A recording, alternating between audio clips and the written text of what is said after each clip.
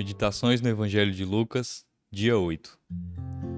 Cristo, o noivo, vinho novo, odres novos. Lucas 5, de 33 a 39.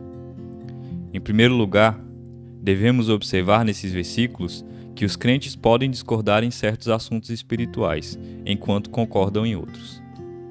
Isso é ressaltado na suposta diferença que havia entre os discípulos de Cristo e os de João Batista. O assunto foi apresentado ao Senhor. Os discípulos de João, e bem assim os dos fariseus, frequentemente jejuam e fazem orações. Os teus, entretanto, comem e bebem. Não devemos supor que houvesse qualquer diferença essencial na doutrina ensinada por esses dois grupos de discípulos.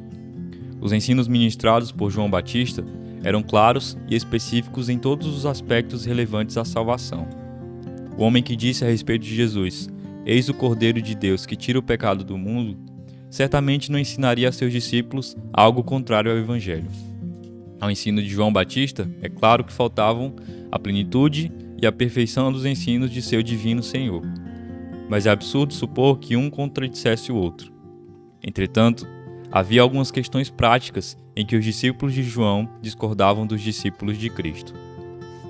Embora concordassem a respeito da necessidade de arrependimento, da santidade e da fé, eles discordavam sobre jejuar, comer e beber, e também sobre as maneiras de adoração pública. Eram unânimes de coração, esperança e objetivo a respeito dos sublimes assuntos relacionados à espiritualidade íntima, mas não eram concordes no que se referiam a alguns aspectos exteriores da vida cristã. Enquanto o mundo existir, veremos diferenças dessa natureza entre os crentes. Devemos lamentá-las, pois favorecem os ignorantes e preconceituosos. Mas elas existem, sendo uma das evidências de nossa condição pecaminosa. No que se refere à forma de governo da Igreja, à maneira de celebrarmos o culto, aos jejuns, ao comer, às cerimônias e aos dias santos, os crentes jamais foram completamente unânimes, desde os dias dos apóstolos. Em todos esses assuntos, os mais santos e competentes servos de Deus chegaram a diferentes conclusões.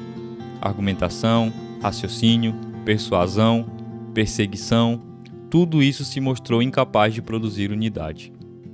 Entretanto, tributemos glória a Deus, pois existem muitos pontos em que todos os verdadeiros servos de Cristo estão em completa harmonia. No que se refere ao pecado, ao arrependimento, à fé e à santidade, há profunda unidade entre todos os crentes. Em cada país, língua, povo e nação. Valorizemos intensamente esses assuntos em nossa vida espiritual. Acima de tudo, essas são as coisas principais sobre as quais devemos pensar na hora da morte e no dia do juízo. Nos outros assuntos, podemos discordar. Aquilo que pensamos sobre jejuar, comer, beber e cerimônias terá pouca importância no último dia. Você se arrependeu e está produzindo frutos dignos de arrependimento? Já contemplou pela fé o Cordeiro de Deus e o recebeu como Salvador? Todos que forem achados corretos nesses assuntos serão salvos para sempre. Em segundo lugar, devemos observar nesses versículos o nome pelo qual o Senhor Jesus referiu-se a si mesmo. 2 vezes, ele utilizou as palavras "o noivo". Essa expressão, assim como todas as outras que se reportam a Jesus na Bíblia, está repleta de ensinos. Conforta e encoraja de maneira especial todos os verdadeiros crentes. Fala-nos sobre o profundo e terno amor que Jesus manifesta por todos os pecadores que creem nele. Embora sejam fracos, indignos e imperfeitos, Cristo demonstra terna afeição para com eles, assim como o esposo fez em relação à sua esposa. Essa expressão nos ensina sobre a íntima união existente entre Jesus e os crentes. É uma união muito mais íntima do que aquela entre um rei e seus súditos, um senhor e seus escravos, um professor e seus alunos, o pastor e suas ovelhas. É a mais íntima de todas as uniões, a união entre o esposo e a esposa. A união sobre a qual está escrito: "O que Deus ajuntou, não separe o homem". Acima de tudo, essa expressão nos ensina a completa participação em tudo que Jesus é e possui, o que na realidade é o grande privilégio de todo crente. Assim como o marido dá seu nome à esposa, torna-a participante de seus bens, de sua casa, de sua dignidade e assume todos os seus débitos, assim também Cristo age em relação a todos os verdadeiros crentes. Ele toma sobre si mesmo todos os pecados deles, declara que se tornam parte dele mesmo e afirma que, se alguém os magoa, está magoando a ele mesmo. Jesus outorga aos crentes coisas que ultrapassam todo o entendimento humano e promete que, no mundo vindouro, os crentes se assentarão com ele na glória e que jamais sairão de sua presença. Se conhecemos alguma coisa referente à genuína vida espiritual que nos traz salvação, sempre descansemos nossa alma nesse nome e ofício de Cristo. Lembremos de todos os dias que os mais frágeis membros do corpo de Cristo desfrutam de um cuidado que ultrapassa todo entendimento.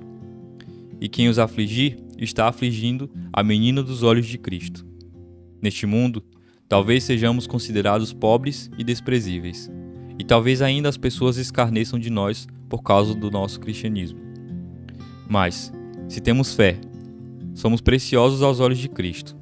Um dia, o noivo de nossas almas pleiteará nossa causa diante de todo o mundo.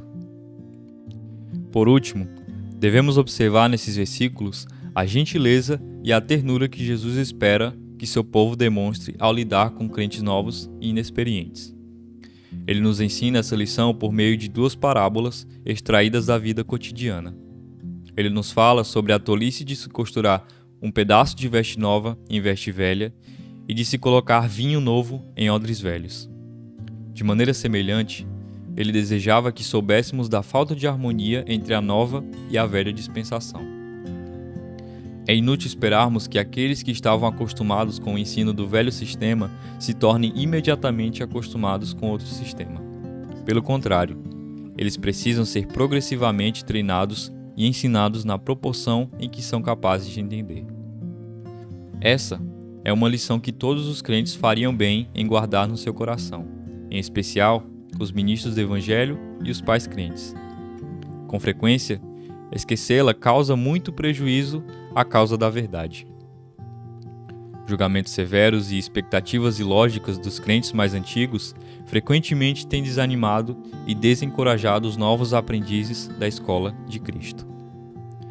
Gravemos em nossa mente o fato de que a graça de Deus deve ter início no coração de todo crente e que não temos o direito de afirmar que uma pessoa não possui a graça de Deus em seu coração somente porque não produz frutos imediatamente. Não esperamos que uma criança realize a obra de uma pessoa adulta, embora saibamos que um dia o fará se viver o bastante para isso. Não devemos esperar que o recém-convertido demonstre a mesma fé de um velho soldado da cruz. O recém-convertido pode tornar-se, pouco a pouco, um poderoso defensor da verdade. No entanto, precisamos dar-lhe tempo. Existe uma grande necessidade de sabedoria em lidar com os jovens no que se refere à sua vida espiritual e, falando de maneira geral, em lidar com todos os crentes novos. Bondade, paciência e gentileza são aspectos importantíssimos nesse assunto. Não devemos tentar colocar o vinho novo com muita rapidez, pois transbordará. Devemos tratá-los com cuidado e conduzi-los com gentileza. Temos de ficar atentos para não deixá-los apavorados e para não inculcar-lhes apressadamente as verdades espirituais. Se eles apenas assimilaram os princípios fundamentais do Evangelho, não os consideremos pessoas ímpias, por causa de assuntos menos importantes. Devemos suportar as imperfeições e fraquezas, não esperando uma mentalidade madura em pessoas jovens ou colher maturidade daqueles que ainda são bebês. Havia profunda sabedoria na seguinte afirmação de Jacó: se forçadas a caminhar demais um só dia, morrerão todos os rebanhos. Que Deus abençoe e até o próximo episódio.